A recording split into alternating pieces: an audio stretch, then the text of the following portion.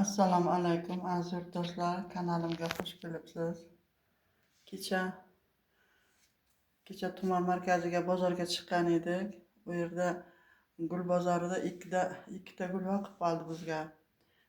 Shu olib kelgan gullarimizni hozir sizlarga ko'rsatmoqchiman. Mana bittasi aloe vera. Bu aloe verani internetda ko'rib o'zim havasim ketib yuraydi. Buni uyga olib kelganimizcha shoxchalari sinib qolibdi. Endi ertaga to'shasiga chiroyli qilib ko'chirib o'tkazamiz. Mana bunisi kaleriya. Bu kaleriya gulimiz Seningiyadoshlar oilasiga mansub gul ekan. Streptokarpus, fiyalka gullari kabi parvarish qilinar ekan. Shoxchalab ketishi uchun bahorda o'sib chiqqan payti tepasidan kesish kerak ekan. Bu endi kesilganmi yo'qmi bilmadim bahordan to kuzgacha gullayotgan, mana gullab turibdi. Urug'idan, tupini bo'lib, novdasidan ko'paytirish mumkin ekan. Bu hozir tagidan chiqqan joyi ham bor, ko'rsataman hozir.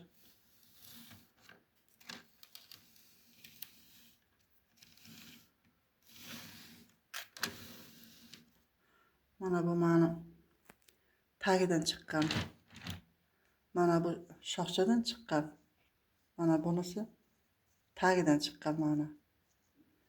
Bu tagidan chiqqanni ham g'unchalari bor.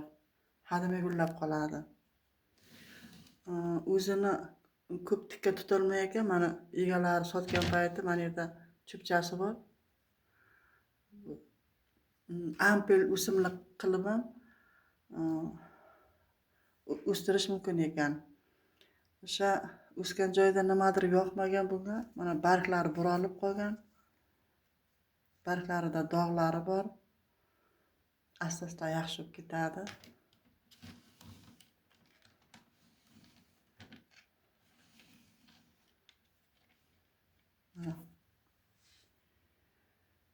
Barglari tukli. Barglariga suv sepib bo'lmaydi. Sug'organ payti tuproq shalabbo bo'lib ketmasligi kerak. Tuproq qurib ham qolmasligi kerak. Shu jihatdan begoniya guli parvarishiga o'xshab ketar ekan. Yozda 20-22 daraja, qishda 15-20 daraja issiqda saqlanar ekan. Yozda ko'proq, qishda kamroq sug'oriladi. Nam havoni yaxshi ko'rar ekan. Mana bunga ham shag'al to'kib, namligi bo'lsin deb tosh to'kib suv solib qo'ydik. Gulga nisbatan tuvagi kattaroq ko'rinadi. Endi buni egalari shunday ekkanda, bu kuzga borgandan keyin internetda o'qib o'rgandim. Barglari so'lib qurib qolar ekan. Qurib qolgandan keyin ichida bir tomirchaga o'xshagan narsalari rizoma deb atalar ekan. O'shalarni ham qishda sug'orib qurib qolmasin deb sug'orib turgandan keyin bahorda uni tuvakka yangi grunt solib ekib, o'sha nimadan tomirchalardan yana o'simlik o'sib chiqar ekan. Endi bu men uchun yangi gul. Nasib bo'lsa yaxshilab parvarish qilamiz.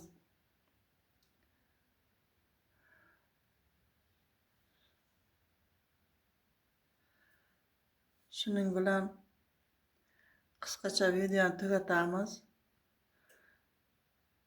Yana bahor kelganlarda bu gulimiz haqida yana video qilamiz nasib bo'lsa.